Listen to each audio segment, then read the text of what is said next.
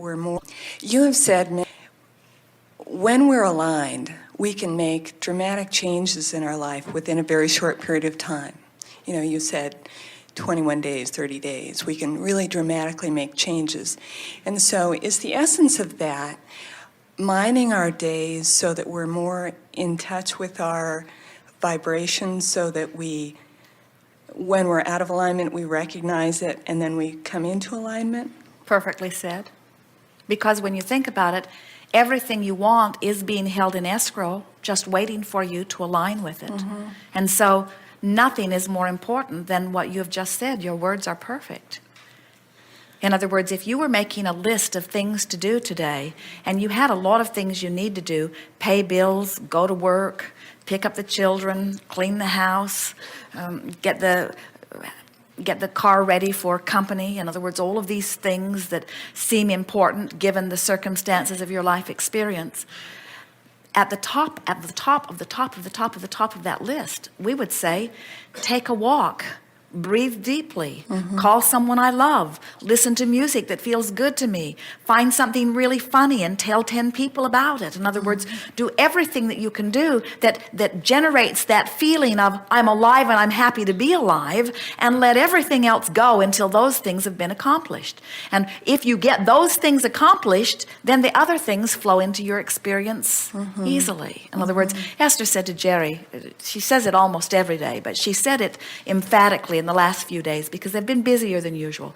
There isn't anything that I don't enjoy doing once I get involved in it. In other words, this is life-giving. This is life-giving. This is fun. Isn't this fun? This is creative. This is fun. And so it isn't about what you're doing. It isn't that you need to stop doing things. It's that you need to get into the right vibrational mode so that what you're doing is a life-giving thing, you see. To do something, and at the same time you're doing it, say, I don't want to do this, I don't want to do this, that's like eating poison. To do something and say, I'd rather be doing something else, I'd rather be doing something else, that's like eating poison too. But to do something and saying, I'm enjoying doing this, I mean, I'm loving the results of this, or I'm loving the expansion of this, or I'm loving the feeling of this. And eventually you get to the place that everything that you're doing can fall into that category, but it has to matter to you, and you have to reach for it vibrationally. In my life in the last year, beautiful changes have been taking place, especially with respect to prosperity. Beautiful, big, lovely surprises. And I would like more of that. And one of the things that I would like to... Now, stop for just one moment, and we want to torture you just a little. We want you to help us explain how you can be the recipient of so much and feel satisfied and happy with what is, and still reach for more without getting out of balance. Well, I think to continue to think about what it is that according to our discussion this morning, what my dream is, and to continue to focus on that. But the disconnect that happens for so many is there is an inherent, implied dissatisfaction with what is when I reach for something more. How do you get around that? In other words, how do you be satisfied and still reach for more? In other words, if law of attraction says that which is likened to itself is drawn, then how can I be standing where I am with things not as perfect as I dreamed them to be without setting up discord in my vibration that prevents them from flowing in? Well, that's actually my problem because I am working in a beautiful job that blesses me in many ways, and yet I have a lot of frustration there. And I think what I got earlier today was that the frustration comes from feeling that when things get a little crazy, that it's a reminder that I'm not living my dream. So it takes me to a place where I don't want to be. Well, that could be, but there's something else. We think the frustration comes from wanting now to go over there.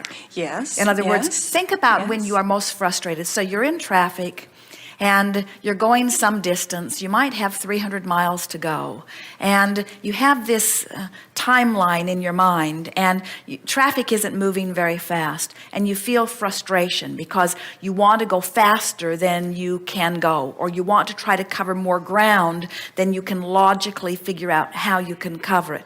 And we think the same sort of thing happens to you vibrationally when you're standing in a lifestyle or in a circumstances, and you long to be standing in different circumstances. And the reason that we're talking to you as we are is because we want you to help us explain, because you're right on this is what your question is. This is what is stuck in the craw of many of our deliberate creator friends. How can I realize from what I'm living rockets of desires that are not yet fulfilled, that are within range, that have not come into vibrational alignment? How can I be aware of what I want and be aware of where I am, and not have my awareness of where I am shoot me in the foot about where I want to be? And that's why we're trying to make this an emotional journey rather than a I have this dream that I want to fulfill. What we hear from so many, and softly from you, not blatantly, but it's the same thing that we hear from so many. It goes like this: I am reasonably happy here, but when I satisfy this desire and this desire and this desire, I will be really, really happy.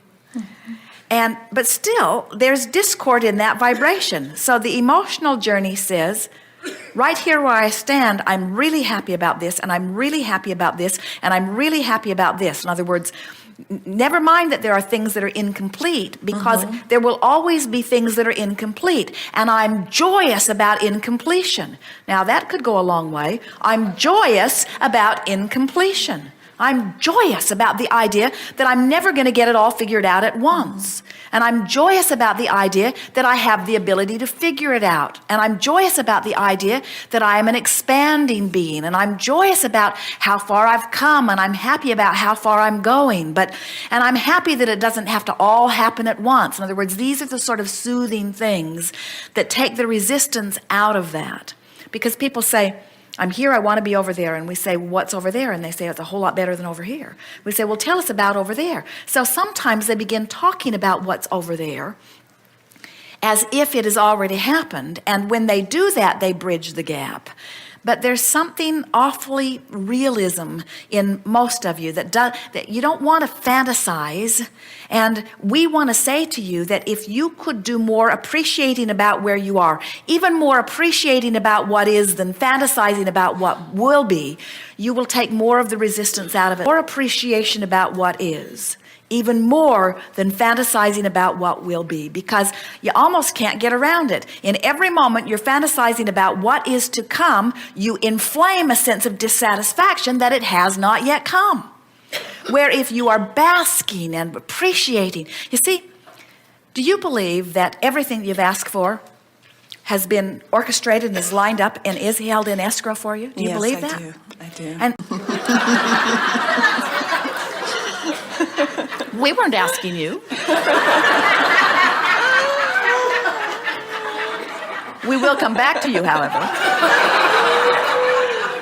because we want you to reach the place where you are believing that. And if you aren't believing that, it is because you have been beating the drum of where you are, so what you want cannot come in. But so theoretically, do you get the sense that when you ask, it is given, and that if it isn't coming, it's because there is something vibrationally amiss in your...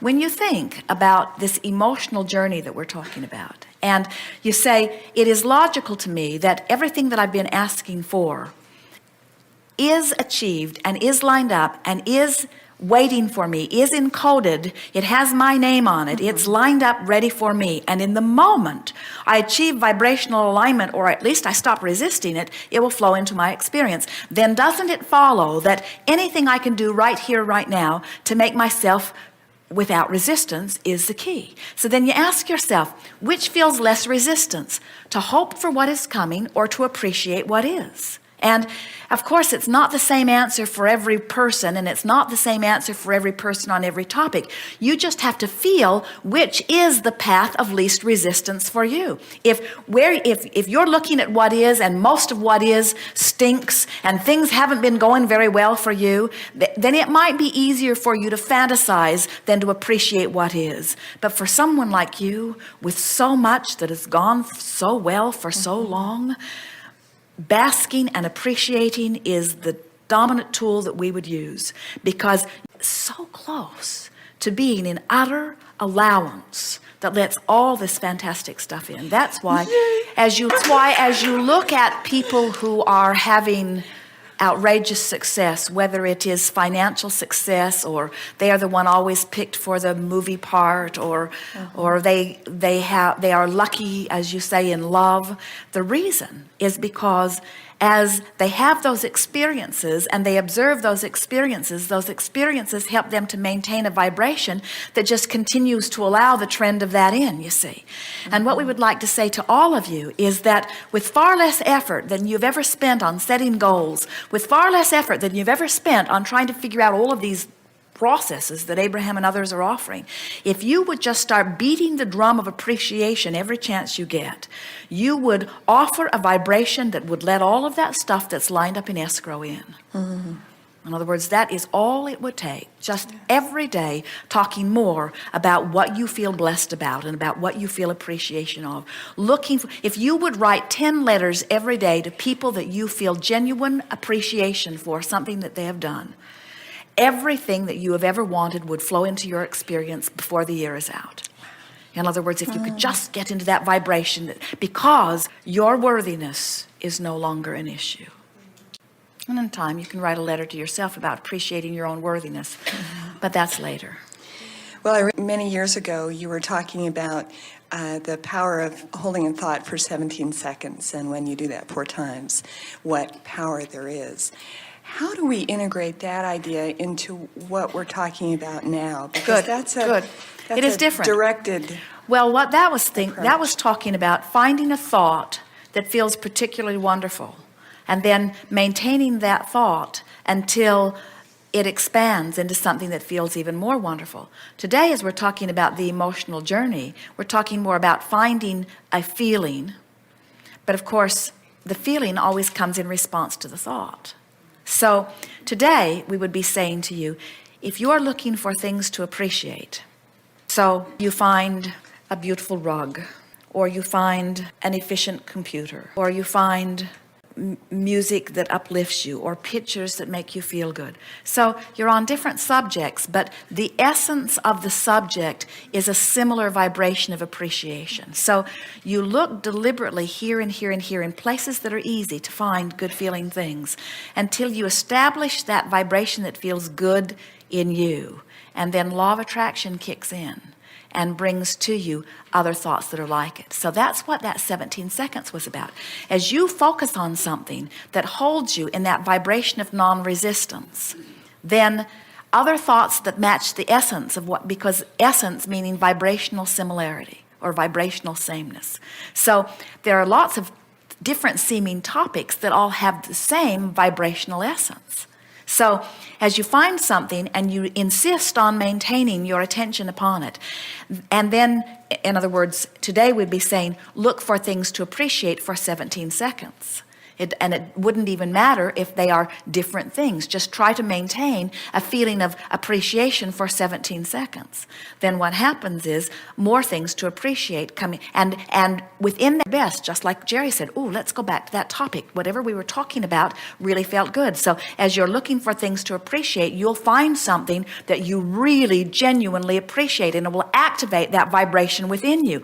And when that vibration is activated within you, which is at that 17-second point, now other things that match that vibrational attitude will now flow into your experience, and you can just parlay it into one and another and another. And rampages of appreciation don't start out as rampages. They start out as soft feelings of appreciation that you milk for everything you can get out of them. And law of attraction turns it into the rampage. And the rampage feels so much better than the soft version of it, because the energy is really flowing. And when you hook up to source energy and it's flowing like that, then you turn it softly to something that you saw as a future event, and you make huge motion forward toward it. In other words, when you get into that mode where you are consistently in alignment with your own power, and now you are softly anticipating your future experience, the way things move for you.